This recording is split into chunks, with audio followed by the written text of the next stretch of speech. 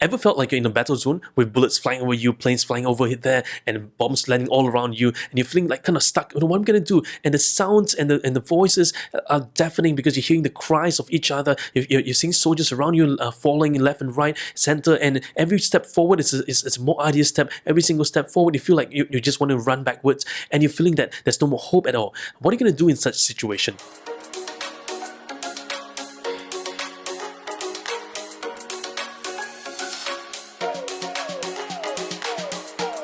Now, if you're new to the channel, my name is Jedidiah here, and we're here at Coaching Changes Lives. Every single week, we come to you with fresh video contents to really inspire you and encourage you, whether you're a coach, a leader, speaker. With this message, we hope to encourage you and skill you with the right skills to help inspire more people. Now, many coaches have come to me, and many leadership coaches as well, say, hey, Jedi, how can I help my leaders, my teams, and my colleagues when they're faced with situations like this, when they feel that almost they are incapacitated by things around them, when they feel that things are going in all directions, but they just can't seem to get on with life. They just can't seem to move forward. They just can't seem to get out of the situation. Now, one thing is true. Sometimes many people facing a certain situation, they feel like the situation is overwhelming them. It's coming upon them, and it feels almost as if they're in a battle zone. I remember when I was in the military and we were learning basic rifling skills. We had to dig a trench hole, and we got to hide ourselves there for many hours at times, and just waiting, proning, waiting for the right time or for the enemy to pass by. If the enemy pass by, any second of slippage, any second where our minds and attention are off, we will lose the battle. So I remember, having to prone in that position for such a long time. I began to feel, the little tingling sensations on my body, the little pins and needles coming up on my legs are getting numb because in the position for so long, your backs are hurting, and you can feel the mud underneath your body, and you can also see, little insects that's crawling over you. I remember one scorpion actually crawled into my back in the process as well. So all these different thoughts, plus the thought of in front of you, you have an enemy that might come to you, and how you're going to handle all this situation. Now, to make the situation much worse, I remember one time when I was doing that, I had a bad stomach in that morning, and I was just wondering, when is this going to be over? Because I really need to go to the restroom. And you know what? In the jungle, there's no restroom. You're going to create your own restroom. All right. So I was just waiting for hour after hour every single time. And then we could see people left and right. Everyone was trying to groan, but they can't because they got to keep as quiet as possible because we don't want the enemy to be alerted. And that was just a simulated game that we had, simulated military exercise that we had.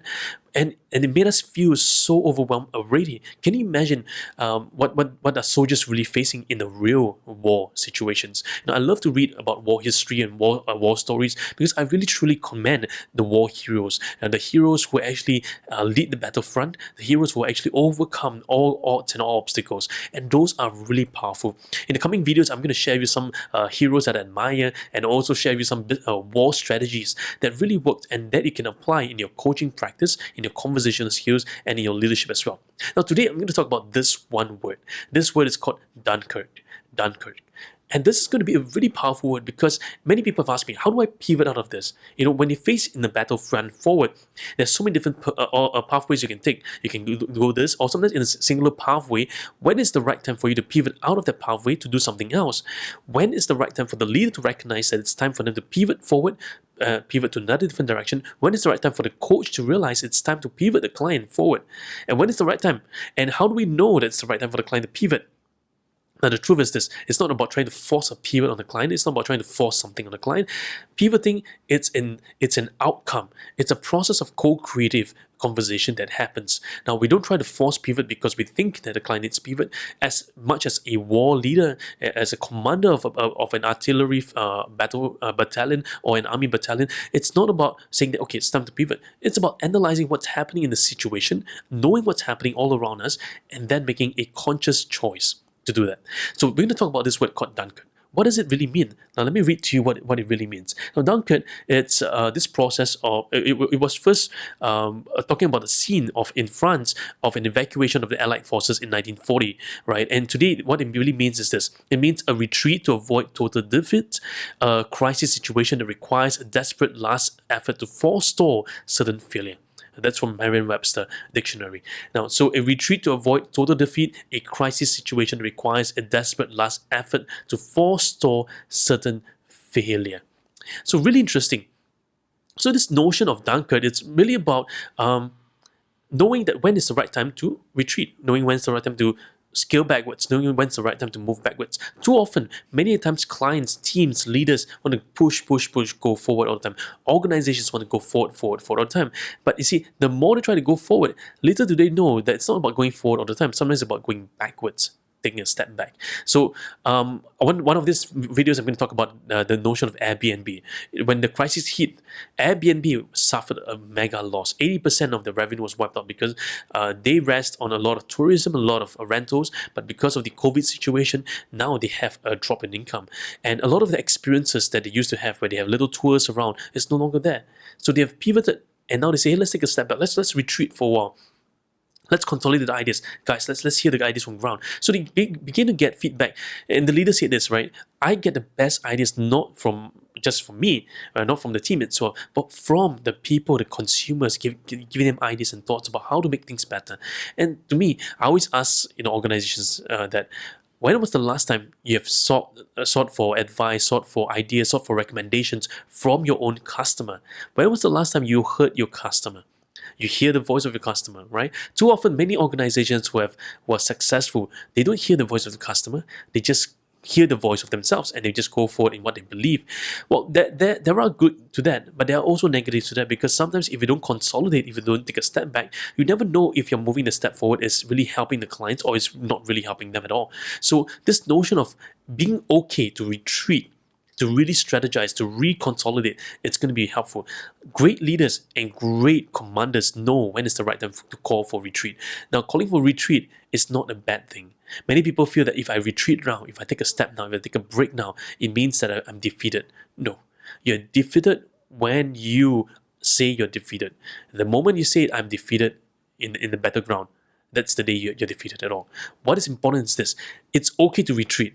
When you retreat, there's great glory in that because when you're retreating, you're giving yourself some time to prepare to fight against an enemy because this enemy, it's now mounting a very strong defense against you, very strong offense against you. So you want to build up your defense, you want to build up your offensive mechanism to really fight the battle. In the same way as a coach as well, many times coaches, when they're struggling through their journey towards getting ACC, PCC, FCC, they're feeling like a battle coming against them. But you know what? I tell them this: hey, to avoid complete defeat is to say taking a retreat, right? Taking a retreat, step back, and then say, hey, how can I strategize better?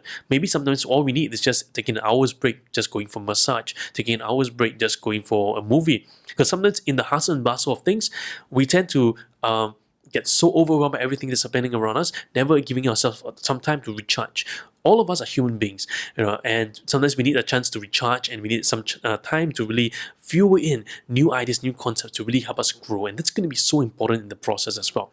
So I'm going to share with you some principles of how you can experience a conversational pivot using the Dunkirk Principle. Are you ready for this? Okay, let's take a look at the first one. Number one, recognize and acknowledge the current position, circumstances, and context. Recognizing what's happening to you, it's going to be very important. In the military term, we call it situational awareness. Now, to me, a person with low situational awareness, I call them sometimes SA, means that they're not able to appreciate what the context is happening. Because if you take if you take out the text out of the context, you're experiencing a con. So one thing is very true is that in the whole process of the conversation, of moving the client forward, of moving through the battleground, is that sometimes it's about taking a step back and say, hey, what are things that's missing? What are things that's missing here? How can I make things better? How can I move things forward? How can I actually experience a greater sense of life and satisfaction? How do I actually get things moving? And that is going to be so critical and important in our careers today. So there you have the first principle. It's recognizing where we are. So recognizing is what we call situational awareness of what's really happening.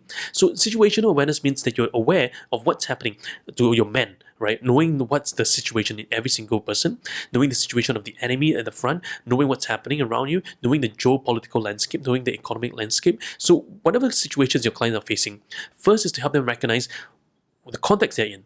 Because sometimes they may apply the wrong context in the situation. Because they may say, oh, my friends are saying this, my other colleagues are saying that. But you know what? Recognizing first and foremost what's happening right now. Rationally, logically, okay, yes, there are 5 injured. Yes, I'm facing this situation. Yes, I may not have the resources right now. Yes, I may not have all the time right now. Yes, I may not have the ability right now. as much as I want to go forward, but you know what? Let's take a step. Let's take a measured approach. Let's take a first step forward. Let's take a small step forward each each step of the way, and that's going to be really, really critical in this journey forward. Okay, so that's step number one, recognizing that. Step number two, it's about retreating and consolidate. Doesn't mean defeat. Leave for another day. Retreat and consolidate doesn't mean defeat. So it's okay to retreat. It's okay to call and say, hey, it's time for me to take a step back. It's time for me to just take a moment to pause and to reconsolidate back at the headquarters and say, hey, what's really happening there? What are some things that I'm missing out? And as I simulate the whole run again, what caused my defeat? What caused this to happen? Now, instead of overanalyzing that, we recognize that something has happened there. The next step to ask ourselves is, how do I move forward? How do I actually strategize new strategies and plans to really help me navigate through this? What are some simulated ways? Maybe step 1, step 2, step 3, maybe alternative 1, 2, 3, or 4. Maybe I could try this out. Okay, leave for another day. It's more important than overexhaust yourself and you collapse, right? You don't want to be in a situation where when you get overwhelmed by things around you, that you find yourself in a position where you're collapsed, or when your energy is all the way down, your energy is depleted. Also know the morale of your teams as well. Know the morale of yourself. Now, many people don't talk about morale, but to me, morale is so important as a team. When I'm leading my team here at Coaching Genius Lives, I'm always noticing the morale of the team. We need to lift up the morale of the team. As a leader, although our focus here is to drive the business forward, is to drive the mission forward, but we also need to recognize the morale of the team. Where's the morale of the team right now? Are they at a certain morale? Right? How do I motivate them? How do I keep their spirits up? Because sometimes in the process, your people might get dejected. Your people might get stressed. So what we're going to do in this whole process is to really help them lift the spirits up, lift up the banner, lift up the standards of hope, lift up a new inspiration for them again so that they can move forward properly. The next strategy for you to consider, it's about simulate possibilities, challenge the status quo, and push the boundaries. So simulate alternative possibilities for them. Say, hey, let's just be creative. What are other possibilities we can try here? The enemies are coming this way, they're coming that way. What are other areas we can think of? Have we considered this? Have we considered that? Have we considered asymmetrical approach to it? Because we are thinking about it from the linear point of view. Let's think about it from a non-linear point of view. How does that work? How does that feel? How does it sound like? Right? Try approaching it from new perspective, new frontiers, new ideas, new concepts, and approaching it from different pathways so that you can get new ideas and generate new possibilities and outcomes for that. So let's simulate possibilities and push the boundaries, because sometimes the status quo really keeps you in this position and not really moving forward. So how do we push the status quo? How do we move forward? How do we actually push the boundaries and really create the breakthroughs in life? That's going to be critical. The next, strategy, it's only as good as its execution. Your strategy, it's only as good as your execution. So many people strategize and over-strategize and they come up with lots of great plans, but their execution fails and flat. I've seen many governments, many leaders, many organizations, great strategies. No doubt, great strategies, great minds, but very poor execution, right? Guess what happens? They blame the people who are executing it. They're sitting up on the white thrones, but they're blaming the people downstream. Now, those leaders are not great leaders. Those are just bosses, right? You may have great ideas, but you know what? If you don't bring it down and you don't cascade it down properly and you don't support the people down, that's why we say leading from the front, not leading from the back. Too often I've seen many leaders today, many political leaders are leading from the back. They send their people forward in front to take the blame, to take the fall, but they never take the responsibility for it. And I've seen political leaders as well saying that, it's not my fault, it's not my fault, it's that person's fault. It's not someone else's fault. They never take responsibility for their actions. To me, if anybody on my team makes a mistake, it's my fault. I take the responsibility for it. Why? Because as a leader of the organization, you are taking the front. We fight from the front, we don't fight from the rear, right? Today, many people, many leaders today say, they disguise it, because in today's warfare, we must stay at the rear, because if we stay at the rear, then we can strategize for the people, right? We can put them out as pawns and everything. Then, to me, I say that, hey, then you have a really disgusting mindset, because all you're doing is you're using people. You're not really lifting people. You're not empowering people. The secret is this: as a leader, look down through history, many of the great leaders who are highly admired, think from Alexander the Great, think from Kublai Khan, all this Genghis Khan as well, all these great warriors out there, Zhuge Liang, Cao Cao, all these great leaders out there, they're fighting the battle in the front. They're not hiding at some palace and in some safe place or some bunker where it's completely safe. No, they take the strategy, They want to see what's happening in the front lines so that they can change the course of what's happening as well in real time. So strategy is great, but execution is important. We're not saying the execution is more important than strategy, but what we're saying is this: the alignment between strategy and execution is going to be key. Because what gets measured, what gets managed, what gets measured also gets the result. So what gets executed also validates whether the strategy is right or wrong, so that you can change the course of the strategy. Because strategy is only as good as the implementation. Sometimes in the real world, the strategy might not work. The reality is this: the strategy might not work. So how do we change? How do we move? How do we meander? So guess what? The strategies must be involved highly with the people on ground. So I remember in one of the Chinese strategies, his name was Zhuge Liang. He was a great strategist, a brilliant strategist. Together with Liu Bei and all the other people, he said, hey, we need to try this approach. We need to try that approach. But he's always constantly getting feedback from those executors and the people on ground, so that he can change and turn around his strategies to really make the best efficacious of effort to move forward the entire army. Now, number 5, what we want is this: think like the enemy, anticipate their actions, and create possible pivot points and learnings. Think like the enemy, anticipate their actions, and create possible pivot points and learning. So sometimes in the process, I always tell coaches and say, hey, don't just think about the blue team. Think from the red team. Think from the purple team. Think from a new vantage point, right? If you can think how your enemy are thinking, if you think about how the situations are thinking about you, you're now able to create a new perceptual position. You're now able to see, hey, am I missing something else? Why am I always falling in the trap of the enemy? What does the enemy know? What's the enemy's strategy that's actually causing me to be in this trap there? Now, to me, understanding the strategies of the enemy is going to be really important, because if we can do that, now we can anticipate what are the possible shortfalls. We can anticipate the potential barriers that might exist. We can anticipate better what's going to happen in this. Now, this is so critical for those of you who are going for your master certified coach level. The Dunkirk Principle is the quintessential principle that you need to know to be able to create conversational pivots for your clients, for your coaching as well. Because in the process, we're going to help identify for the client, hey, what are some potential pitfalls? What are some potential pivoting potential barriers that you might be facing? What are some potential things that may come your way should you go through this pathway? Yes, you're going to take a new pathway, but what are some potential pathways that might come your way, that might cause some pains, some anxieties, that might cause some situations and problems along the journey? That's what you want to know and what you want to recognize. So there you have the pivot of the conversational pivot, the Dunkirk Principle. You'll learn more about this in our upcoming book called the OMG towards the end of the year. I'm so excited. I'm in the process of writing it down. And if there are other areas that you'd like me to cover, do post a comment below. If you enjoyed this video, give it a thumbs up and share this with a friend, right? And remember to hit the subscribe button, because you want to stay tuned with all the latest videos that we have for you every single day, in this channel. And I hope this video has really encouraged you as a coach when you're going for your MCC level, BCC level. This will encourage you through the Dunkirk Principle, and you're going to read more about that in our upcoming book, in the OMG of coaching. So until next time, this is Jedi here at Coaching Changes Lives. I will see you very soon.